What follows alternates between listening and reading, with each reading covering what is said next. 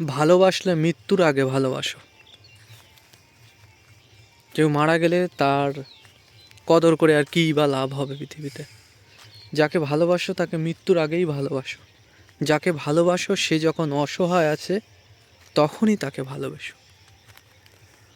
দিনের সূর্য অস্তপাটে যাচ্ছে,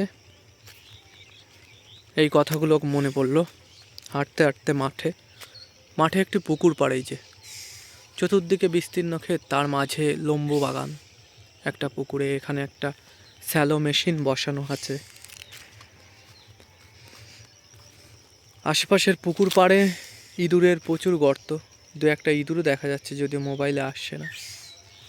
তো এই পুকুরটা কিন্তু শুকিয়ে গেছে, মাঝখানে অল্প জল আছে, তার ভিতরে বেঁচে আছে কিছু কচুরিপানা।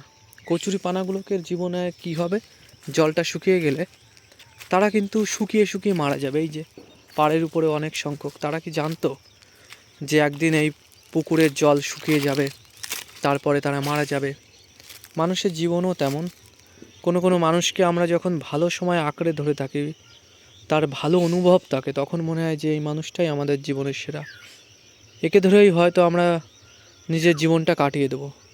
কিন্তু যত বয়স বেড়ে যায়, দায়িত্ব বেড়ে যায়, সময়ের সঙ্গে তার লোভ লালসা বেড়ে যায়, পরিবর্তনতা আসে, তখন হয়তো সেই তাকে অবলম্বন করে বেঁচে থাকা মানুষটার সময়ও ফুরিয়ে যায় কচুরি পানাদের মতনই। একদিন এই পুকুরের জল যেমন ধীরে ধীরে কমে যাচ্ছে, মানুষের জীবনেও তেমন আবেগ অনুভূতি সব কমে গেলে পাশের মানুষের প্রতি আর কোনো কদর থাকে না, কোনো ভালো লাগা থাকে না, কোনো সহানুভূতি থাকে না।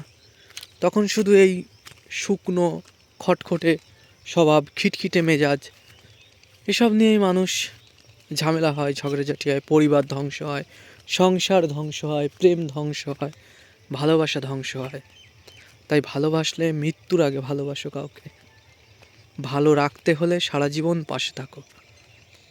কোনো কিছু দেখে, কোনো কিছু শুনে, কোনো কিছু বুঝে, কোনো অসহায়তা দেখে কখনো কাউকে ছেড়ে যেও না।